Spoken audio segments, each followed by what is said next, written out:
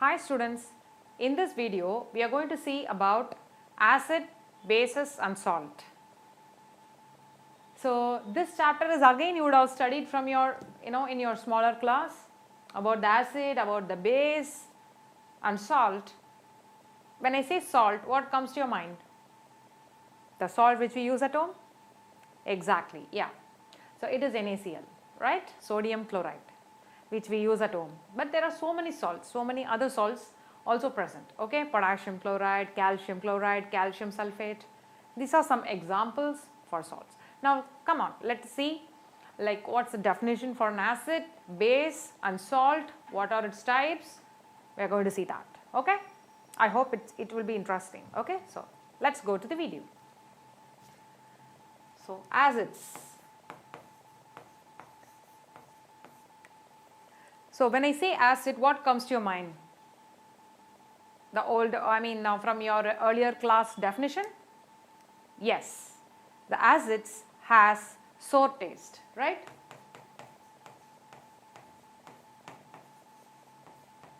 And what else come to your mind when I say acid? You can see the lot of fumes in that, and it's corrosive. When it spill on our body, what will happen? It will burn, right? So we can say that it is corrosive. Am I right?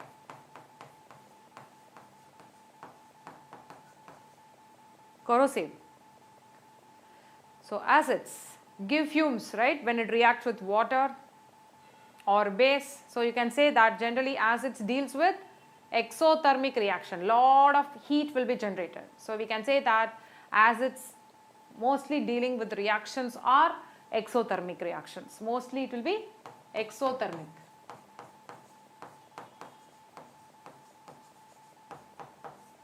Okay, and another thing we studied with respect to the indicator. What is it? The shortcut, short trick here. ABR. Okay, BRB. What is it? So interesting. What is it? ABR. Acid turns blue litmus to red.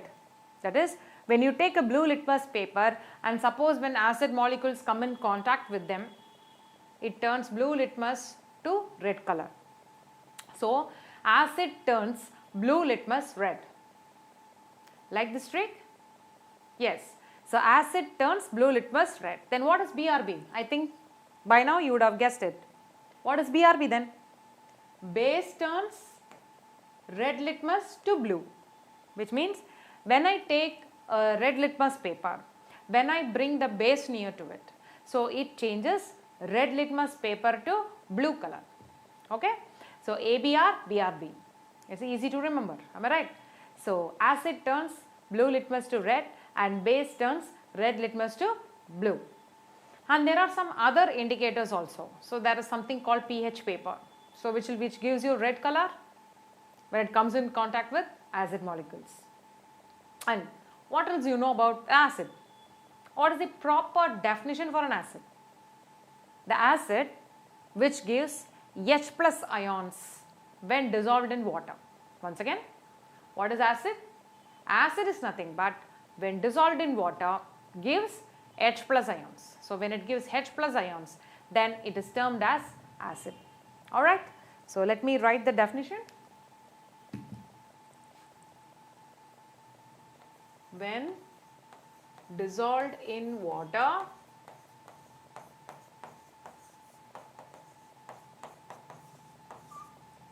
gives H plus ions.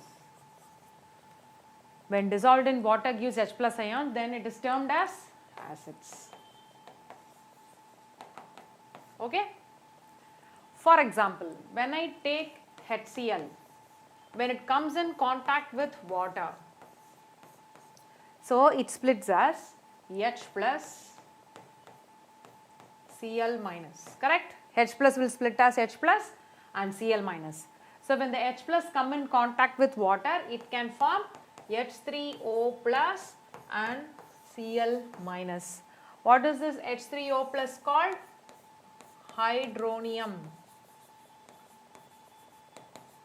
ion. Okay, suppose I take HCl gas. So, can you say that HCl gas is an acid? Is it correct? Okay, it's an acid. HCl gas. Not at all. Okay, HCl gas, that is dry HCl gas. Dry, when I say dry HCl, which means there is no moisture content there. So now whether the HCl is an acid here, can you say it as an acid? Not at all. It is just a gas, because it will never split into H plus and Cl minus. So therefore it is not an acid. Alright, acid means which when come in contact with moisture or water, it splits into ions, then it is termed as acid. So what are the acids you come across in your life? Citric acid, which is present in lemon, citrus fruits, lemon, orange, etc. Then oxalic acid, present in tomatoes. Okay, and then tartaric acid, present in tamarind, grapes, and milk consists of lactic acid. So all these are the acids which we come across daily. So these acids are important to our daily functions, definitely. Okay, and we intake that. Citrus fruits are very important, which contains vitamin C, and it's very important for our growth. So it's important. Similarly, milk is very important. It's a building block of our body, right? Proteins. So in that way, the lactic acid is important. Grapes and everything has its own importance, right? Vitamins, minerals, which contains vitamins and minerals. So simple coconut water contains a lot of minerals and it's very good for health, right? So rather than taking a soda, you can take tender coconut, which is very important and which is very essential for our growth, which contains a lot of minerals. Alright, so acids gives H plus ions.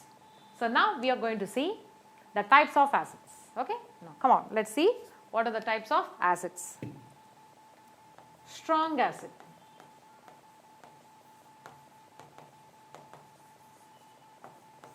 So what are strong acid? Strong acids means which when dissolved in water have complete ionization. What is the meaning of that complete ionization?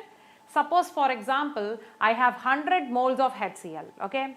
So 100 H plus and 100 Cl minus, it will split. So which means that there is no, you cannot see HCl there. So which means it completely splits into ions.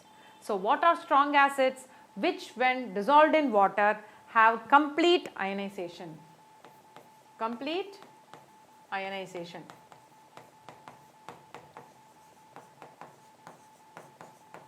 Which will have a complete ionization, so 100% ionization, then it is called strong acids. Okay. Example, HCl, H2SO4, HNO3, all these are strong acids, okay, which when dissolved in water have complete ions. So how HCl will split? H plus Cl minus. How H2SO4 will split? 2H plus, because you have 2H, right? So 2H plus and SO4 2 minus, okay. HNO3, how it will split? H plus NO3 minus. So there is a complete ionization there, therefore it is termed as strong acids. Got it? Now let us see weak acid. Weak acids. So what are weak acids? Which will never give you 100% ionization. 100% ionization will never take place. Why? Because they are weak, right?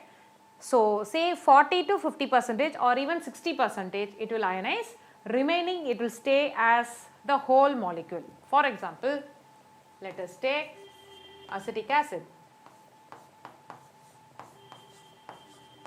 So 5% of acetic acid is nothing but vinegar, okay, which is used as preservative. Alright, so acetic acid. So now let us see how it splits, okay. So it splits as CH3, COO minus and H plus. So what does this arrow mark shows? Denotes it's a reversible arrow, right? So which means that from reactant it goes to the product side, again it comes back, which means that Only 50 to 60% ionization is there. 100% ionization can never happen, okay, in weak acids. Okay, all organic acids are weak acids. What are organic acids? Oxalic acid, tartaric acid, phthalic acid. So, all organic, in organic chemistry, whatever you come across, all acids are weak acids, okay, right. Example, acetic acid, oxalic acid, right, tartaric acid, these are some examples for weak acid. Acetic acid, oxalic acid, tartaric acid, all these are weak acids. So, what do you understand? What is the difference between strong acid and the weak acid? Strong acids will have complete ionization. It splits into H plus and Cl minus. What about the weak acids? They never split into complete ionization, will never happen. Okay, only partial ionization will happen. So, it splits as CH3, COO minus and H plus, for example. Okay, what are the other examples for the acids? Acetic acid, oxalic acid, tartaric acid. Okay, understood all this? Yes. So, now we will see the next category. What is concentrated acid? What is dilute acid? Okay, so next we are going to see concentrated acid, dilute acid. Concentrated acid. So, what do you mean by concentrated?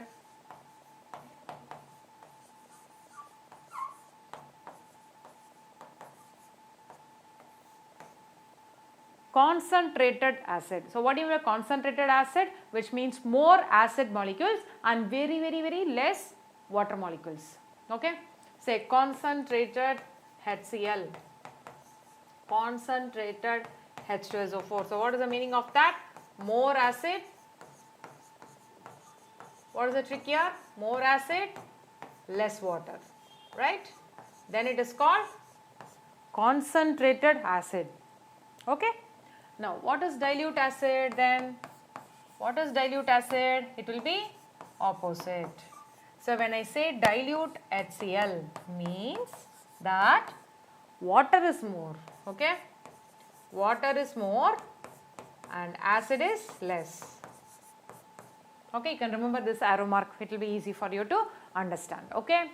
So, concentrated acid means more acid molecules and less water molecules, whereas dilute acid means more water molecules and less acid molecules. So, this is nothing but concentrated and dilute acid. So, how to dilute an acid?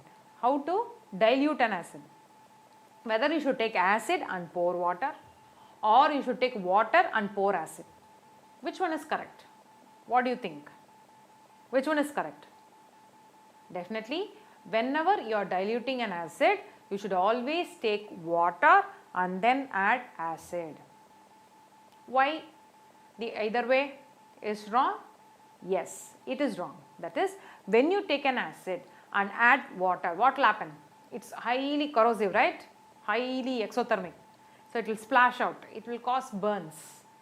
Okay, it is advisable that whenever you want to dilute an acid, you should always take water and then add acid.